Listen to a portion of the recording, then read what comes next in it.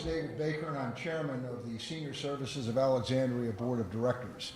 And on behalf of my colleagues on the board and our exceptional executive director, Mary Lee Anderson, the outstanding staff at Senior Services, I want to welcome you to this, another in a series, monthly series, speaker series, where we bring information that's relevant to seniors in our community. You really picked a good one today, because this is senior health and fitness. And as part of that, you're going to have yoga, line dancing, cooking demonstration, hearing test, all kinds of interesting stuff. And I think you'll find this session to be not only informative and interesting, but I think you'll find it to be fun. And that's good. I've said this a lot when I come to the speaker series, and it's worth saying again. Because of the commitment, dedication, and generosity of so many volunteers, donors, City of Alexandria, former board members, sponsors at our events, contributors, Senior Services of Alexandria is today stronger financially and able to provide more services and programs to Alexandria seniors than at any other time in its 46-year history. And that is really good, not only for the City of Alexandria, but for all of you. We have programs such as Meals on Wheels, where we deliver meals to homebound seniors 365 days a year. We have a Friendly Visitors program where we pair volunteers with socially isolated seniors. We have a cable TV show, Senior Living in Alexandria, that airs in both Alexandria and Arlington, and of course we have the speaker series. So I invite all of you, when you have some time, to go to our website and look at the other things that we do and look at ways that you might want to contribute either your time, talent, or your money. I want to thank our distinguished panelists, who will be introduced by Mary Lee Anderson, for being here. Thank you for sharing your time and talent with us. And I want to thank all of you for your commitment to the mission and purpose of Senior Services, and I hope you have a really good time today, and thank you all for being here. I'm now going to call on our Executive Director, Mary Lee Anderson. I think she's outside waiting for some people. Mary Ann, why don't you come up? I'll let Mary Ann introduce our speakers. Thank you all very much. Thank you.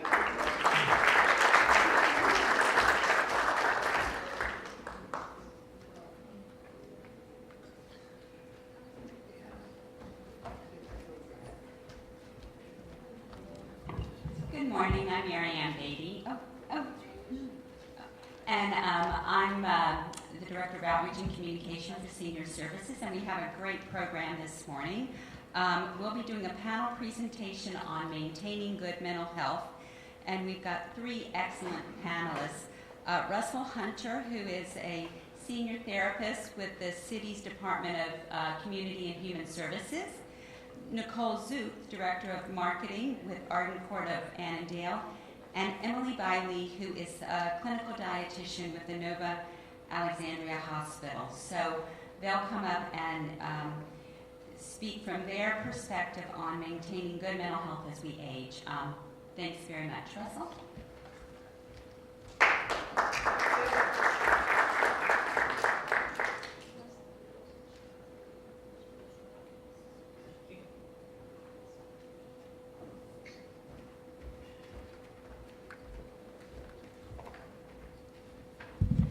Good morning. As she said, my name is Russell Hunter. I am a clinical psychologist, and I work with the Older Adult Clinical Services team.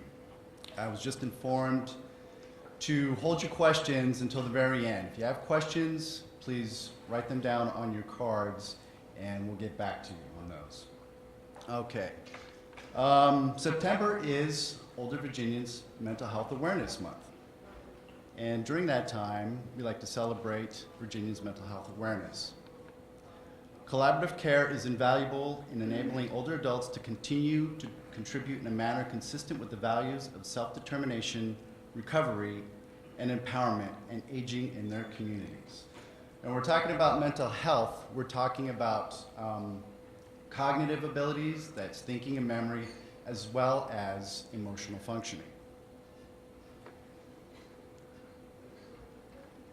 several things contribute to brain health: proper rest, diet and nutrition, keeping chronic medical conditions well controlled, stress reduction, and keeping your brain stimulated.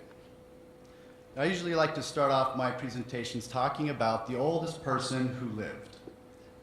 She was a French woman. Her name was Jeanne Calment. She was 122 years old when she died. Now, this isn't exactly well, I guess it would be the gold standard. We'd all love to live that long. But I think the thing is it's not necessarily about living long, but it's living healthy and a good life. Now, at the age of 85, Jeanne Calment took up fencing, and she continued to ride her bicycle until her 100th birthday. She was reportedly neither athletic nor fanatical about her health. Calment lived on her own till shortly before her 110th birthday, when it was decided that she needed to move to a nursing home after a cooking accident. This is due to failing eyesight and accidentally started a fire. She remained in really good shape and continued to walk until 114 years of age, when she fractured her femur and then needed to be in a wheelchair. Now, Calment smoked from the age of 21 to 117. Well, I don't know if that's good, proper diet and nutrition right there, though unspecified sources said she only smoked no more than 2 cigarettes per day. So she was moderating. She ascribed her longevity to olive oil, which she poured over everything, all of her food. She even rubbed it on her skin. And also a diet of port wine. And 2 pounds of chocolate a week. Now, I mean, who eats 2 pounds of chocolate a week? Some of you might. She reportedly remained mentally intact until the very end at 122 years of age. Some of her quotes: "If you can't do anything about it, don't worry about it. Always keep your smile. That's how I explain my long life. And every age has its happiness and troubles." Psychologists are proving almost daily that humans in their later years have far more physical and mental energy and flexibility than once thought. In fact, memory and cognitive power don't necessarily decline with age as we traditionally thought. Princeton University psychologists found that adults continue to grow new brain cells throughout life, and those late generated cells, they found, may allow older people to bolster their learning and memory capabilities or even stave off declines. People's belief systems are also very important when it comes to memory and mental functioning. What we tell ourselves matters. Older people, for example, might believe their memory and intellectual power is insufficient, and therefore may avoid learning how to use a computer or shy away from taking a course on strategies and learning to retain new information. Memory is trainable no matter what your age is. Proper rest. Getting enough rest helps the brain recover and rejuvenate. Most older adults have sleep interruptions, but they should be brief and then return to sleep. Now, I don't know about you, but I do like to burn the midnight oil. My wife and I like to binge on shows that we haven't seen. I don't know if you know what that is, but there could be 7 seasons of a program that we have never watched, and we buy the DVD and we watch the first episode and we get hooked, go to the second one and the third one, and before you know it, it's really late at night. And I know some of you might end up doing the same thing, those old reruns on TV when they show 3 or 4 of them in a row and you just get sucked in. Well, it is important to make sure we get enough rest. And scientists have discovered that our bodies keep track of it, that we can go into sleep debt. So for example, if you slept 4 hours last night and you decide, well, I better get 8 hours of sleep tonight, well, you're still 4 hours in debt, and you need to repay that debt. You need to have a regular bedtime. and regular routine. If you're the type of person who, when it's the end of the day, you start to worry about things, the events of the day, oh my goodness, I have stuff I have to do tomorrow, how am I going to do this? You know, keep a notepad by your for a few days on 5 hours sleep, 4 hours sleep, or a few weeks. You need to make that up. You know, one way to do it is to go beyond the 7 to 8 hours. You know, try 9 hours or 10 hours per night. Keep your pre-bed time low stress and relaxing. Get plenty of exercise in the daytime, which also helps to better sleep. Limit naps. If you're going to take a nap, take a short one or a power nap. Diet and nutrition. See your doctor for annual checkups. Limit caffeine later in the day, which also will affect your sleep. Limit use of alcohol, which also interferes with sleep. Eat healthy brain foods, iron-rich blueberries, omega-3 fatty acids, fruits and vegetables. And one of the other presenters will go a little more in depth with diet and nutrition. And these things are all important because they all have such an effect on our mood and our thinking. So if you've been sleeping 4 hours a night, you might tell the difference. You're going to be irritable. You might not be able to concentrate and focus. Your memory may not be as sharp. And those people who feel like they can function on 5 hours of sleep, I get along with it. I get along with 5 hours of sleep. They've just become accustomed to it and adapted to it. And in reality, if you try to catch up on that sleep, you might be surprised how well you feel. And the same thing goes with your diet and nutrition. You eliminate certain things from your diet and add other things, you're going to start feeling better, and you will notice a difference. Take care of yourself. Diabetes, hypertension, and heart disease. They're all contributors to mental functioning. The other thing, too, to keep in mind is if you have a family history of these, and maybe you're doing okay, well, you should still get checked up by your doctor. And if you have a family history of Alzheimer's disease or vascular dementia, it's very important to continue to be checked up, especially if you're beginning to notice any beginning signs of memory lapses or impairments or difficulties with thinking. A lot of times we just kind of brush it off. Well, it's normal with aging, and for most of us it is. But if you have a family history of it, it's very important to go get checked out because early detection can help slow the progression of Alzheimer's. And we have another presenter who will be talking more about dementia. Reduce stress. Avoid being a ball of stress by taking good care of yourself. Talking to someone you trust, a friend, a counselor. And again, depression and anxiety, and that goes on into older age too. Everybody can suffer from that, and it's important to get help when you start feeling that way. You start by talking to a friend, and if you need to, you go get help. And with the city, we can help take care of that too. Getting daily exercise helps you rest better, reduces stress, improves your circulation. These are the three biggies for the brain. Now we'll go back to Jeanne Calment, the 122-year-old French woman. Well, she ate 2 pounds of chocolate a week, smoked 2 cigarettes a day, drank port wine nearly every day. So partly genetics, maybe. She had some good genes, although I think she outlived nephews and other people in her family. But it was exercise. She kept active. She kept physically and mentally active until the very end. So she was fencing at 85, riding her bike, walking. If you have a part of your body that you can move, it's important to move it.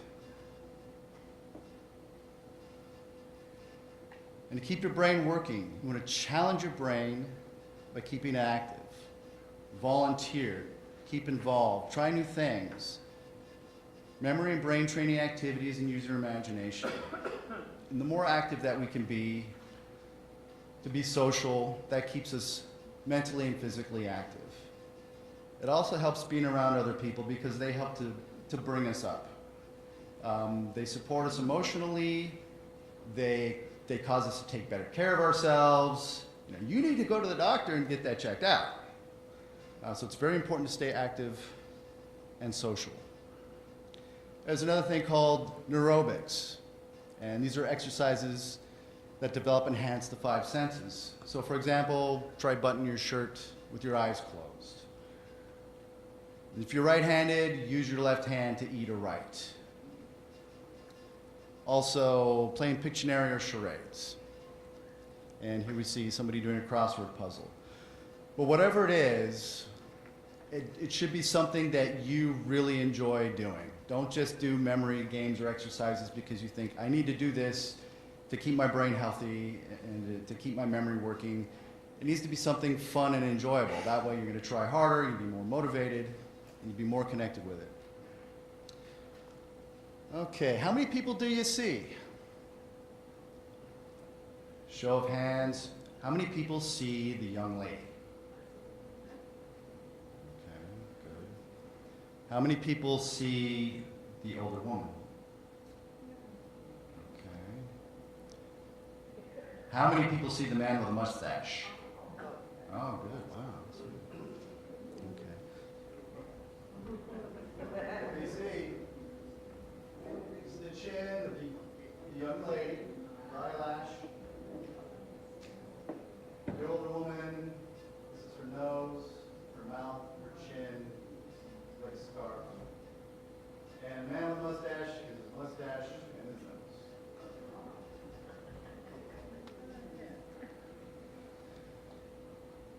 So again, just like physically, if you're physically capable of moving parts of your body, it's important to move and stay active.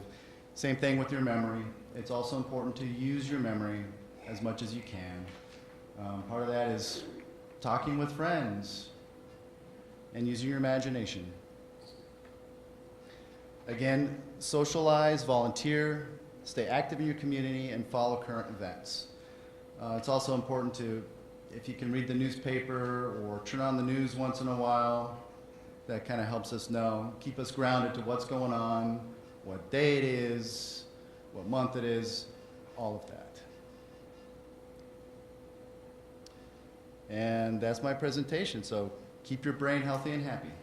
Thank you.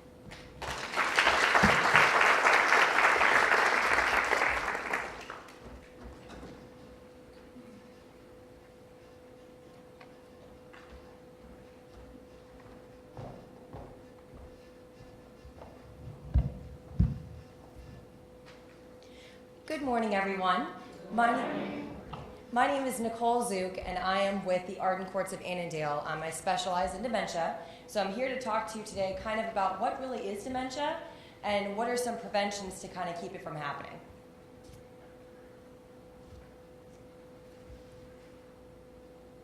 So it is dementia. So the definition of dementia is not a specific disease.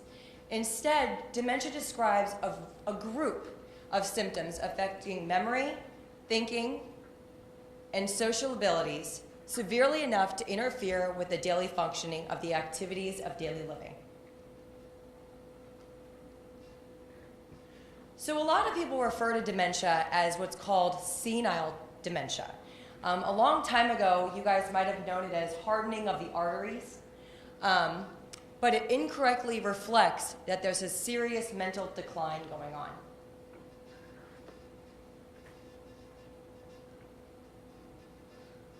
So in order for the dementia diagnosis to actually occur, there has to be not one, but two different core mental functions that are also having a significant decline.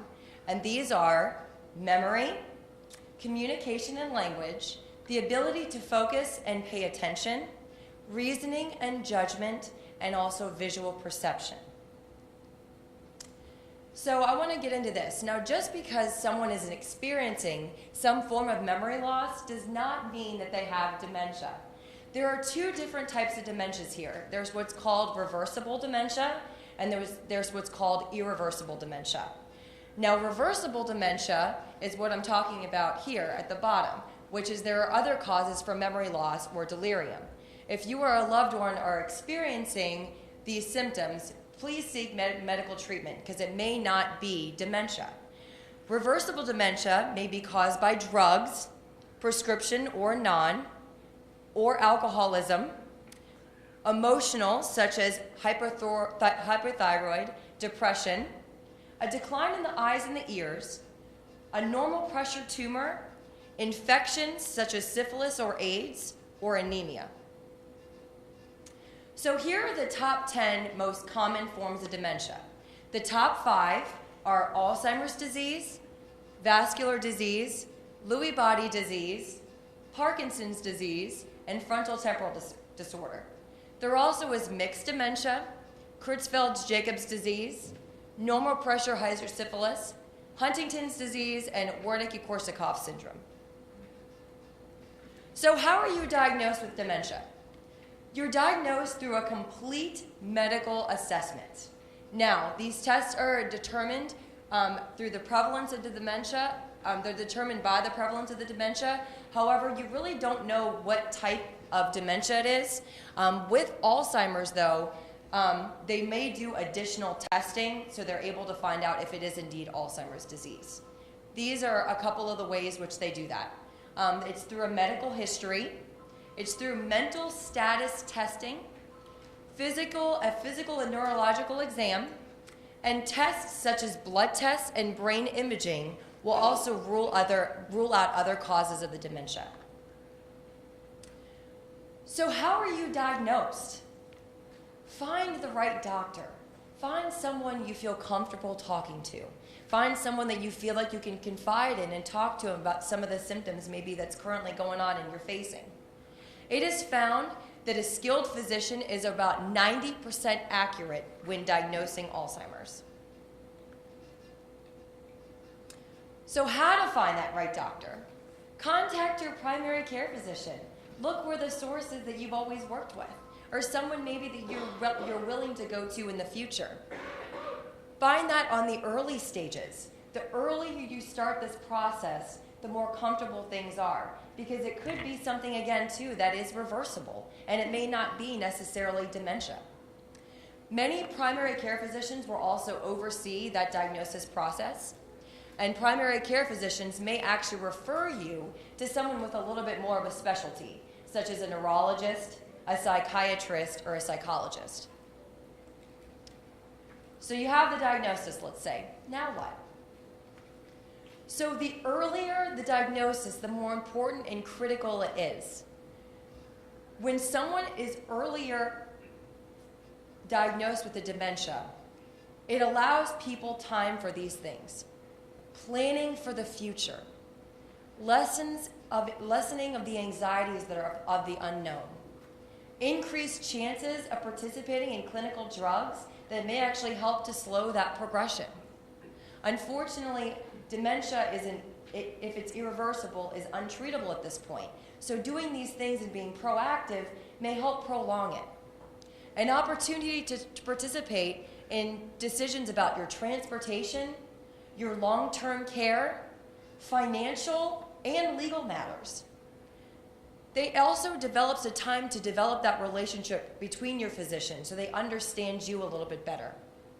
And also, you're able to benefit a little bit more yourself from the support systems and the care that's surrounding you in your area, such as the Alexandria community. So how do you prevent it? Keep mentally alive, as Russell was saying. Stimulate your brain. The more that you do for that, the better off you're going to be. You can't keep those wheels turning and those cobwebs from happening. Keeping socially active. Get out into the community. Maybe play a game of bridge.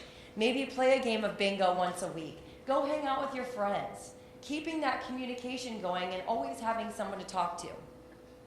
Maintaining that regular physical activity maintains that blood and oxygen level in your brain. Having a heart-healthy diet. Low sugar, saturated fats, eat plenty of fruits and veggies and whole grains. And I'll talk to you a little bit more about that as well. Wear a seatbelt in your car to help maintain some of those issues that you might have with brain trauma in a car accident. Wearing a helmet during sports or during an activity that may require it. And make your home fall safe. Now, something I mean by making it fall safe is, don't put mattresses on your walls and making sure that, you look like you're living in a mental institution, but make sure things are there by, instead of having sharp corners, maybe round those out a little bit. Not always maybe having, flooring that's always maybe that hard wood or tile. Maybe having that carpeting. Things like that. Maybe having handrails that are reinforced on the walls, so if you do have an unsteady balance, to maybe grab a hold of something. And keep things near you as well. So these are some diet studies that I kind of wanted to go into that are certain things that they found that maybe have helped with the prevention of the dementia. So the first one is called DASH, and the second one is called a Mediterranean diet. The DASH really focuses on, a fat-free and low-fat dairy diet, fruits, vegetables, whole grains, fish, poultry, beans, seeds, nuts, vegetable oils, the limited amount of sodium, sweets, though keeping low of those sweets and sugary beverages, and also keeping a little bit low of those red meats. And the Mediterranean diet focuses on a little bit of red meat, but really emphasizes on those whole grains, such as those almonds, walnuts, pine nuts, cashews, pistachios, things like that.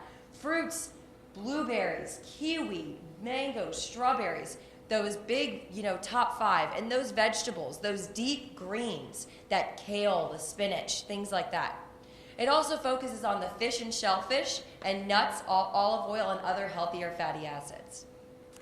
So there's some clinical trials to do in the early stages of the dementia and also moderate stage as well. There's a couple I have up here for you, and here are some options.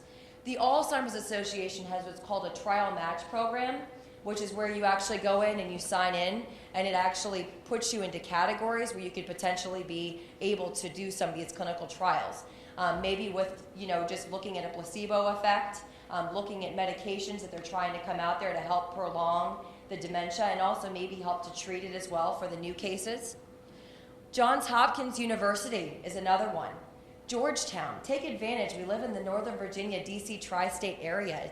We have a lot going on here for this. The Alzheimer's Prevention Registry, the Brain Health Registry, and also a caregiver e-brain study. Clinical trials, some more. So these I actually got offline as a couple ones that are locally in our area that are currently going on right now. And if you would like me to talk to you further about those, I'd be more than happy to do that. But they actually go from the mild to moderate to early severe stages of dementia, trying to see what types of effects does certain drugs have on the dementia, as well as things if after you get maybe a surgery, seeing if lidocaine might have a way in which to help to reverse the dementia after coming out of anesthesia. And I would like to thank you for your time. And if you guys have any questions for me, please let me know.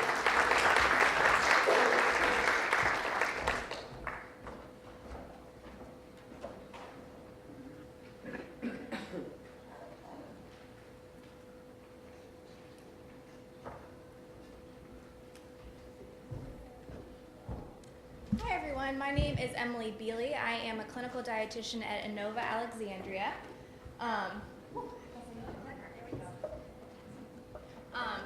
So most of the time I actually spend my time doing nutrition support. So for people that aren't able to eat, but I much prefer being able to actually talk with you guys about what you can do with your diet to help with healthy aging. And as they were mentioning, there are some diet strategies that might actually help to prevent some of these sort of brain health concerns. So that's kind of a fun thing to have that control yourself.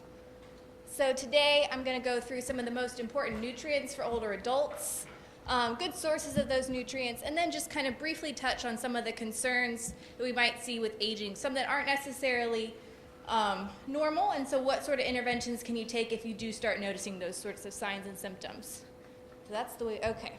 So this is a diagram from Tufts University, You guys might have heard about MyPlate, which is something that's come out from the USDA that sort of gives us guidelines for how to sort of shape our daily diet. For the general population, they have MyPlate. The difference with this from Tufts is at the top you can see they've incorporated some healthy activities for older adults, such as, they have grocery shopping, just kind of doing general chores, taking like walks. Those sorts of things do count towards your physical activity and are important to do as long as you can. They have an emphasis on making half of your plate fruits or vegetables. That includes frozen fruit, frozen vegetables, canned goods, as long as they're lower in sodium. They also have about a quarter of your plate is some sort of a grain. We do prefer the whole grain, and I'll go a little bit more into that in a little bit. Another little bit, we'll call it maybe a third of your plate, or a little bit less than a quarter, has protein sources, whether that be tofu, legumes, lean protein. A little sliver there, they have some healthy fats. And then up in the corner, they've got different sort of beverages and fluids, whether it be soup, tea, low caffeinated beverages. All of those items are good to have in your diet every day.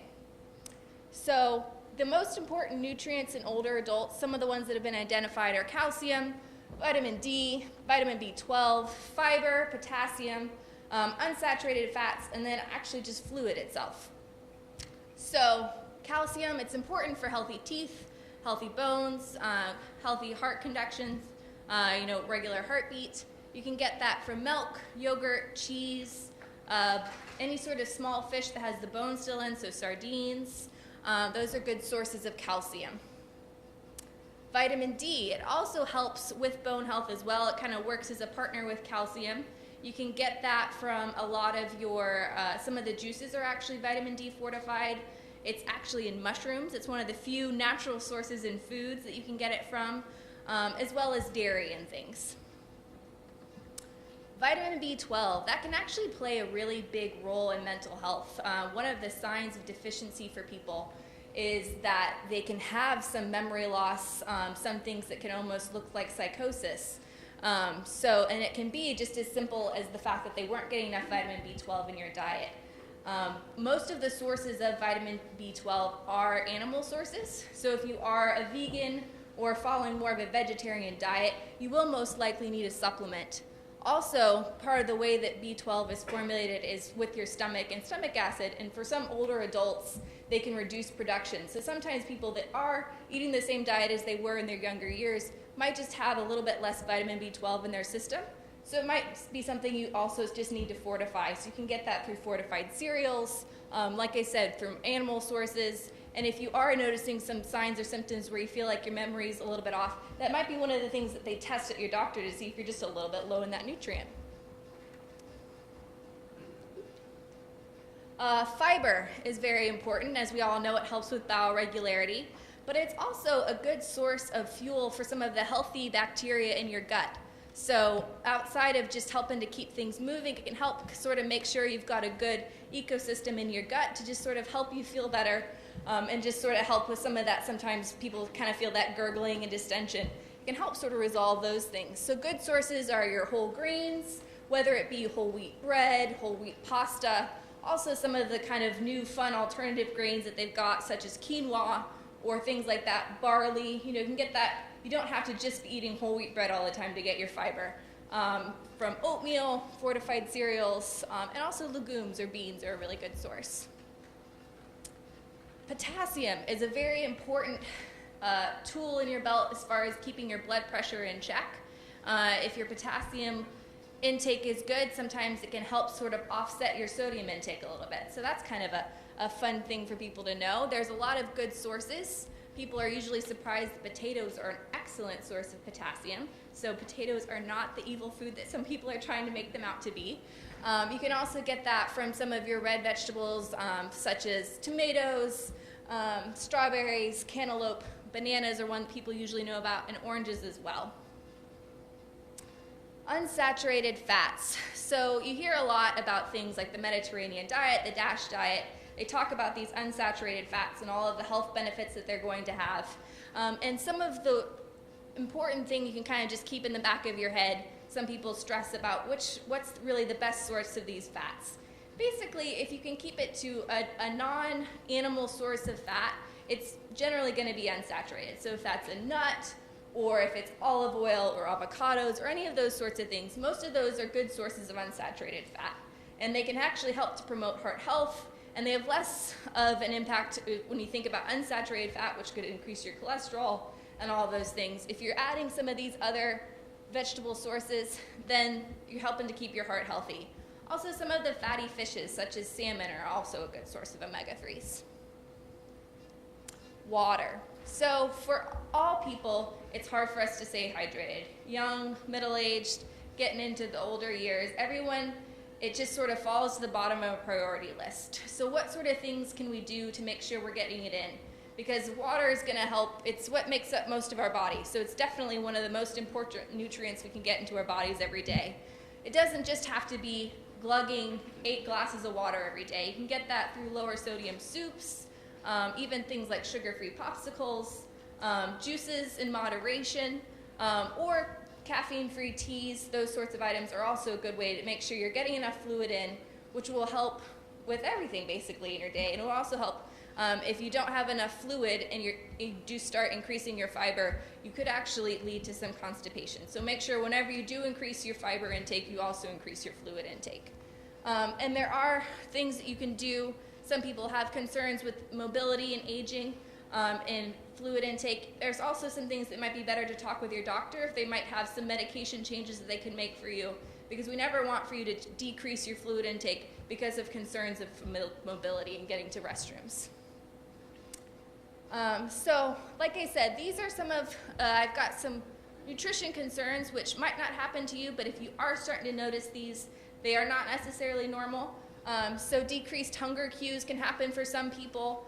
The important thing is to start eating regularly and sometimes eating smaller meals more frequently. So instead of the 3 square meals a day, try doing somewhere between 4 to 6.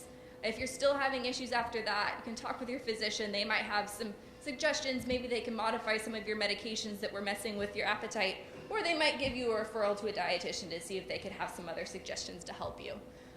Sometimes reduction in taste buds can be related to a medication. So that can be something that food that tasted normal all of a sudden tastes terrible. All the foods you loved don't taste right anymore. So a very good thing to talk with your physician about. Maybe you're having an adverse side effect. Maybe there's something else going on that they need to investigate further. Unexplained weight loss. Everyone gets excited when they tell me they've lost weight, but then they always get worried, for me at least, when they say, well, I wasn't even trying. Just all of a sudden this weight started coming off.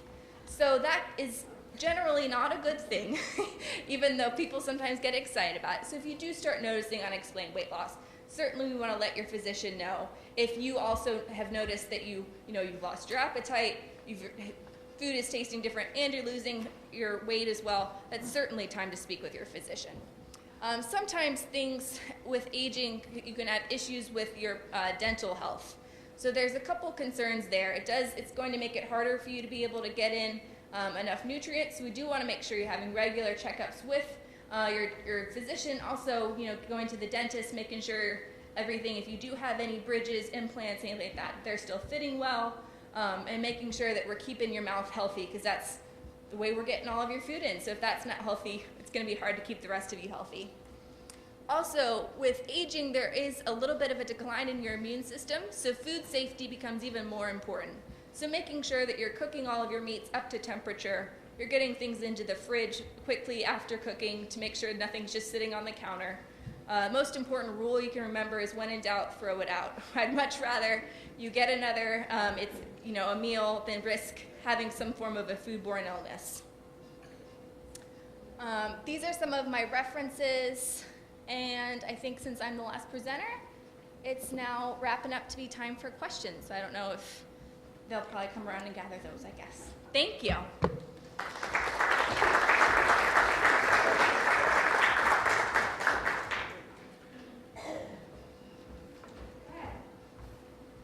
While we're collecting, if anybody has any questions and you've written them down on your note card, if you could just wave it up, and our staff is coming around to pick it up. I am Mary Lee Anderson. I'm Executive Director of Senior Services of Alexandria. Thank you all for being here this morning. While we're collecting the questions, we have a little raffle. Hopefully some of you picked up the other half of these little red tickets. And what we're going to be raffling off are these terrific books. Kay, are you in the audience? Come on up. These books are literally hot off the presses. They've only been available for about 2 weeks, I believe. And Kay Bransford is the author and creator of this terrific resource, and we have 3 of them that we're going to raffle off for you today. And I'm just going to let Kay tell you just real briefly what they're all about. So today, what might surprise you is there's $58 billion sitting with state and federal treasurers that's unclaimed money. It's money lost in a move, a personal crisis, or even death that family members don't know about because they weren't aware of finances or assets that someone held. So the account goes dormant and it gets turned over to state and federal treasurers. I was the adult child that needed to step in and help mom and dad, and the system I created, I had so many people ask for it that I ended up turning it into this workbook, so it takes you through financial assets, household assets, online information, as well as your medical history. So someone could be a medical advocate for you if that's ever needed. So I hope you win it, and I hope you'll fill it out because it's only valuable if you use it. Do you want to? All right. Okay, so the first book we'll go to, check your ticket and look at the number. Alrighty, so I think you're all 450-2676. 2676. Yes?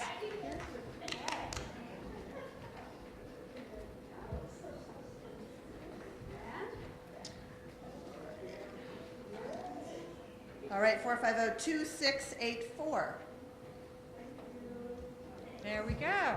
Okay. Keep your hand up so Mary Ann can find you. This one. Alrighty, 2640. There we go. Okay. Oops.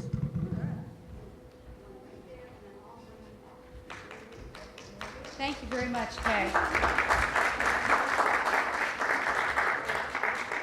All right, I have a few questions for our presenters. And after we've answered these questions, I'll just give you a little housekeeping. We're going to finish up here in about 5 minutes or so, and then all of you will go back out into the main area and go down the long hall where you will find all different activities that we have organized for you today. There will be 2 workshops, each will run, or actually 3 workshops that will run about 15-20 minutes each. And so you'll need, if you make a decision to go into one of those, you're committed. We have a yoga workshop with Tara Casagrande of Ease Yoga and Cafe. We have a line dancing workshop with Vanessa Green. And we have a cooking demonstration by Chef Steve from Inova Alexandria Hospital, who works with Emily, who just talked to you about good nutrition. So those will be down the hall there. All the rooms are well marked. So if you go into one of those, you'll be there for about 15-20 minutes. And then you can move on to another workshop or to one of the screening sessions in a little room over to the left just down the hall, and there'll be somebody to show you how to get there. We have hearing screenings, and Marla's here from the Northern Virginia Resource Center for the Deaf and Hard of Hearing, and she does terrific work and can tell you if your spouse is really not joking and you really do need help with your hearing, as I keep telling my husband. We also have Walgreens here. They will be doing blood pressure screening, and they also can give you the pneumonia vaccine. All you need to do is have your Social Security number, and it will be covered by Medicare. So both of those options are there. And then all the way down at the hall at the end on the right, we have folks here from Massage Heights who are going to be doing a little bit of stretching activity and also shoulder massages. So I hope that you'll take advantages of some of these fun activities after we get our questions answered. So the first question, very specific. How much sleep do we need? How many glasses of water should we drink? And how much exercise does a senior need to do each day? Russell? Well, the sleep, 7 to 8 hours of sleep each day is sort of the average and is important. And again, if you've been going without sleep for several weeks, it's important to make that sleep up. So if you've been sleeping 5 hours a night for a whole week, you're going to need to make up those extra hours the following week. Sleep an extra hour or two each night. Less water. All right, for water, it's going to be, as long as you don't have any sort of cardiovascular or renal issues that your physician's been talking with you about, somewhere around the 8 glasses of water a day is probably good. So you can split that up if you think about, having a glass in the morning, have a glass or so with each meal, and a glass is just an 8 ounce is what we're counting. So a lot of the glasses you have in your home are probably closer to 20 ounces. So if you're having a glass of water before you go out and eat, a glass with each meal, maybe a glass in the afternoon, you should be meeting your needs. As far as exercise, we recommend about 30 minutes of moderate activity a day. So what that can be for you is going out to the garden, walking around your home, doing sort of light cleaning, going to the mall, getting indoors, because I am a fair person. Sun health is very important for everyone, especially in these warmer months. If you can do sort of indoor activity, about 30 minutes a day is ideal. Someone would like to, if we could repeat the 5 signs of dementia. And the question is, if your mom just cannot remember or repeats things, is that dementia? So the 5 signs of dementia, who gave those? Nicole?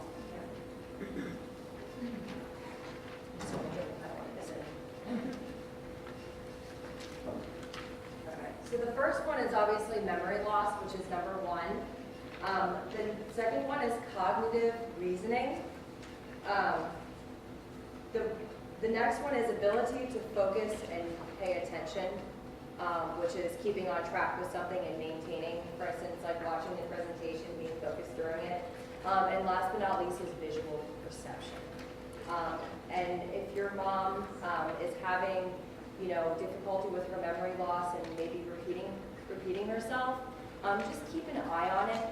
Obviously, I'm not a doctor that cannot diagnose, but what I would maybe recommend is maybe having her see her physician, and they can maybe do a further analysis for that and maybe get that mental assessment intact. Because it could just also, again, be something reversible. Maybe having an issue that she's taking right now with the medication she might be having, and it also could be something that maybe she's not hydrated enough, which is something that they were both saying. It could be something in her diet as well. So there's a lot of things that could also be something besides dementia. Okay, Emily, this one is for you. Is a vegan diet recommended or discouraged? That's a fun question. A vegan diet is perfectly acceptable as long as you are hitting some of those key nutrients that vegan diets are a little bit lower. Like I mentioned, B12 is one that can be a little bit harder for people to hit because the sources that are naturally occurring for B12 are all animal sources. So as long as you're making sure that you're taking a B12 supplement, some people also do have issues getting enough protein, but you can get that through legumes, which is an incomplete protein, and combining that with some of the whole grains, it becomes a complete protein. Doing things such as tofu, it can be another way. So it certainly is a diet that you can have. It's not something that we recommend over another diet per se. Just make sure you're being careful. Probably you might need to work with your doctor or a dietitian to make sure you are hitting those nutrients that's a little bit lower. Okay. Russell, how does alcohol interfere with sleep? That's a good question. Alcohol actually interferes with your ability to fall into deeper sleep and get into different stages of sleep. And it also dehydrates the body. And in doing that, you're probably going to wake up more frequently to urinate. I have another one for you while you're up. Please provide specific examples of neurotics. Okay, well, some of those, button your shirt, your eyes closed, using if your right hand, use your left hand to write or to eat with. Another one would be taking a book and turning it upside down and trying to read it, things like that. The other one was the picture of how many people do you see in the picture, really stretching your brain to see what you can see. You go to the library and get books. One I heard was brushing your teeth with the wrong hand, and I tried to do that, and you do have to pause and really think about what you're doing. So it's funny how little things like that can really make your brain work in different ways.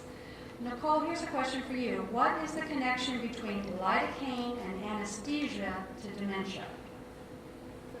Well, that's just, basically the lidocaine is just something that they, it's just a study that they're trying to do right now currently with the Johns Hopkins University, and basically they're just trying to figure out if there's a connection to it. They're just thinking that lidocaine might have a way in which it might help to reverse the dementia. I'm not quite sure. The study is still going on, so they actually haven't had the research come out for it yet with the parallel. So unfortunately, I'm not quite sure on that yet. As soon as I know, I'll be more than happy, whoever said that question, to refer that information to you, because we do get that stuff in all the time. And one other question for you, Nicole. How much more likely are you to develop dementia if a parent did? There is a higher chance. It depends on what type of dementia and what their daily living was. You know, what were some of their daily habits.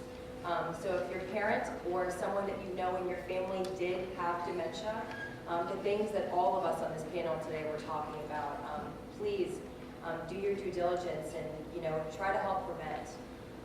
You know, maintaining that mental stimulation and that physical stimulation, socialization, you know, daily healthy living. Those are things that you really want to keep up with, because if you don't, you know, there is going to definitely be that higher chance, because you do, sometimes genetics is involved. So it could be something that, you know, your mom or your dad had, or your grandfather had it, and you may, you know, have that chance of getting it as well. And the final question is, how do we get copies of the speaker's slides? We will be posting all that on Senior Services of Alexandria's website. They'll go up by early next week at the latest. So you can check on our website and get all that information that they presented to you today. Now you can all get up and stretch and head on out and get some exercise and get yourself tested and enjoy some of the fitness activities. Thank you very much. It's about breath. It's about breath connecting the mind to the body. And breath is thought as the bridge. The bridge. Yoga means to yoke the mind to the body.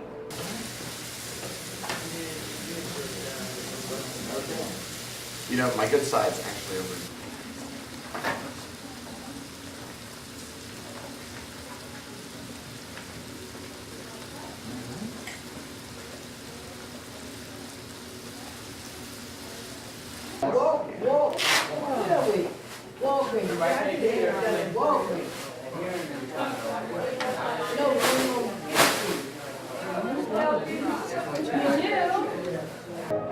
Up, forward, and down, back, up, forward, and down. Good. Let's relax your neck.